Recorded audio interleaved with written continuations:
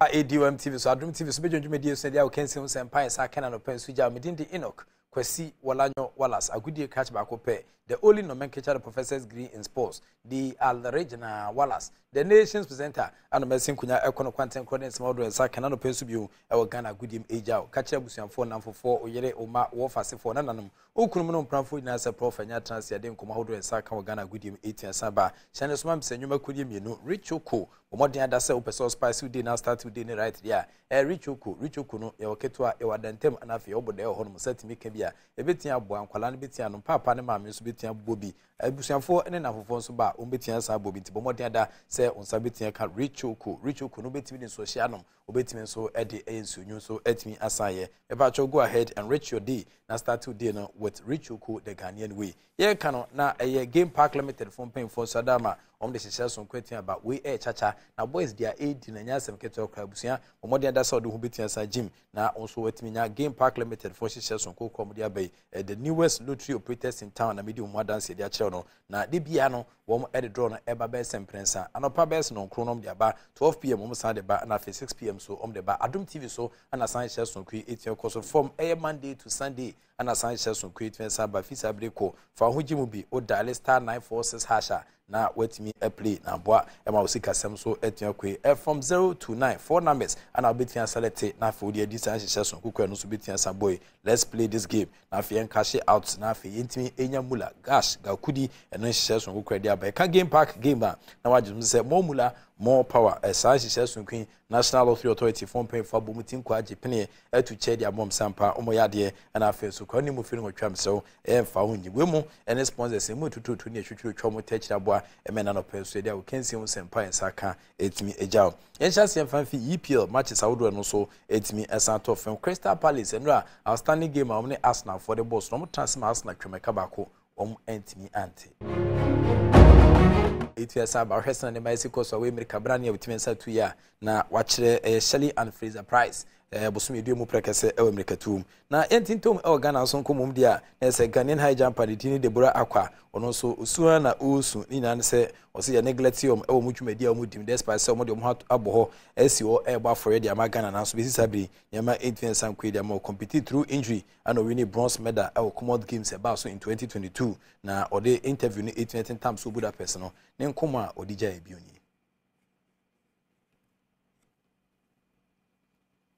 performance, even though it wasn't expected.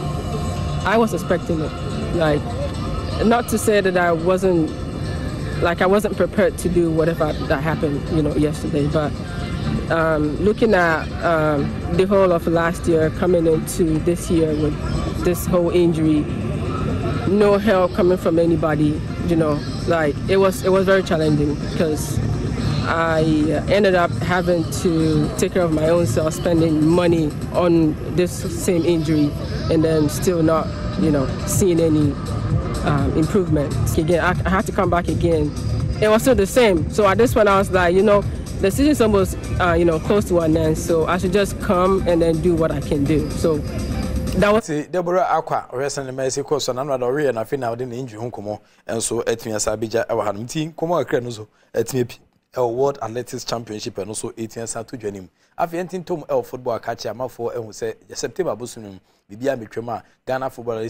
Elective Congress, Betian Samba, so 18 years Jim, Yedi Kukumutating Tim Krata, so 18 years FA President for Fra, Obetian State Affairs of Football or Ghana, and a vet in 18 bars over the Swiss Alisa Hotel in Krampuni Mantema, na air candidates, Minua, one more April FA Baton, a Cat Edwin Simeon or Krakud incumbent on Nete Kunyaso. And I feel so former Vice President of the Ghana Football Association, George Akwesefie, one with your money 18 years here. George Akwesefie, an interview, and as we a year veteran, then come out on a central for Boom Punipuno or the Jaibini. The integrity of the personnel or the gentlemen on the committee are very high. I personally, before going into this vetting, did a background check on them, and I realized that these are people who will do their job diligently. These are people who don't have any personal hidden agendas. In spite of some of the things that I've heard before going to this vetting, I'm sure it was already out there that you'll be disqualified. I mean, if you are the media, you've heard it several times. But I believe in them. The questions were normal questions, was about football. And as you are already aware, this is not the first time I've gone through vetting. This is my 5th vetting. I've done vetting when I first contested for the executive committee position. I've done vetting from 2005 all the way down. And in 2019, I went through vetting. So vetting is normal, and it was an engaging. I mean, these were questions related to football. And to me, I answer the questions to the best of my abilities. And I think that I've given them an insight, very insightful conversation. It's been a very insightful conversation. And George Kwesi Afie, former vice president of the Ghana Football Association, Japanese Mafia, and attending council of the Nkomo 18 Senja, say, Oko vet and Utim Sanko, Banco for a Sinkunya, ABC from Semino, Omo Ehuka, and into GD passing Yama between 2 years. Ket Edwin Sipono Kraku, the incumbent, when also the Nkomo 18 Senja to just still believe. Vetting. The vetting, obviously, is a statutory requirement and put together by the Elections Committee, which is an independent committee of the FA. And each one of us, obviously, will have to go through. I would say that it was good. There were lots of questions for my good self. But basically, it's about the statutory provisions on your forms, whether indeed you signed the forms, whether you have met the statutory requirements on the form, i.e. the member who proposed you and the 5 required members who are needed to support your application. And then obviously you have to go through the integrity session, whether you've made your tax returns. So if you don't pay your tax, you are in trouble. And whether you've not made any false declaration whatsoever in relation to this opening. So I think that it was smooth. I'm very confident that given what I shared, I'll go through successfully, and then we'll be ready for the elections. Like I say all the time, football will always speak, and today football has spoken, and football will speak on the 27th of September. We've just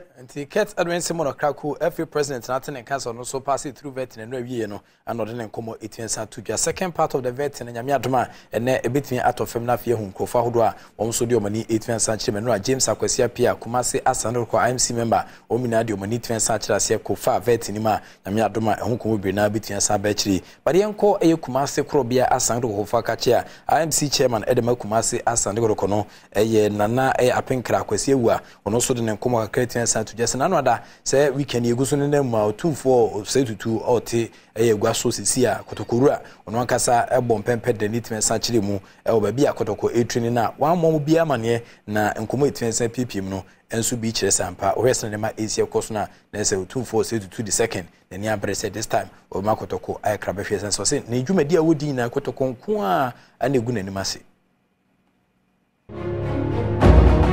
Say ne PM efi Kumasi Krobia Asante Kotoko so akachene no na ye komu biwa elections ebe ba so nyina no Alhaji Abdul Karim Gusa, founder and bankroller of Kumasi Kemfaisa, owner of Kumasi Kemfaisa, and then the oldest football administrators in Ghana. Or the Nkomo ka create say just said ne yakoso nyina no we abato na ye ba beto FA president Dina Asane beto mu didi so no ono de oni mpemfo nyaadwe we ase afana nyina yeton kwala mu di assembly members ne de Asana mepem no ya beto presidential enti san hyehyɛ ne follow betia boa enti no a wampene amotabiri nsem no e de akopiem e court president they say me de court se me monitor akora me hami what they call that man and then ya sebu GFE sebu anya wo mu jani ba ti anya achi o manya achi asebu omu jani na we are the papa de mu jani Oh, say Jeff Omrani for Brio, Omoye Nkofa, called Tomudi on South Swanty, Edina, Omujani. You say, a good bisa. Camera captured number debris. Wow. Wow. Now, once I'm saying, I'll copy more cotton. There's some say, you want Dana, say, Bay election, a district election assemblyman, now Bay election kitchen, and send a bay MPD, bay MPD, and Sanoma Bay MP president, you know. Sana we say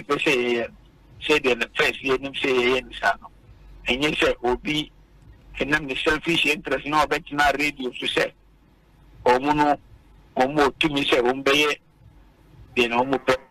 nti Alhaji Abdulkarim Gusa enenra anadwo de sum o confirm why say wetabiri nsem dia kopi mo court wa 7F no bibia mbetwema na say 30F no nyame adoma obehia FA fo mpanyimfo no court na fama bibu ano nti ene wo hwese ne Messi koso yeto FA president dia ansa ne beto o ma ewase ne de weni nkoma eno so atimi SPM the brand wo hwese ne Messi koso Accra City Marathon so eden hihye so kwatu ansa tentam so na ni na marathon America brane a ya na yetimi to nsa de fa manfo wa chichi ne benche ma omutimi betubi next year 2024 omugili pass nyame adoma ne ma betia koye dia masan hihye eno so 18 no president of the Accra City Marathon Eric Kwame Ade ono so ede nchechemu kakra timi sejan for red lunch any purpose ntia omo air lunch no launch organization rebranded it and relaunched it, and also now came up with a new road running event we call the Accra City Marathon. It's billed as Ghana's premier first-class marathon that is set to rival the very best of marathons all over the world. If you go to New York, whether it's the New York City Marathon, London Marathon, Boston Marathon, Berlin Marathon, Tokyo Marathon, we want them to realize that we also have something that can really rival what they are doing, and want this to be a way in which we can showcase the brightest and the best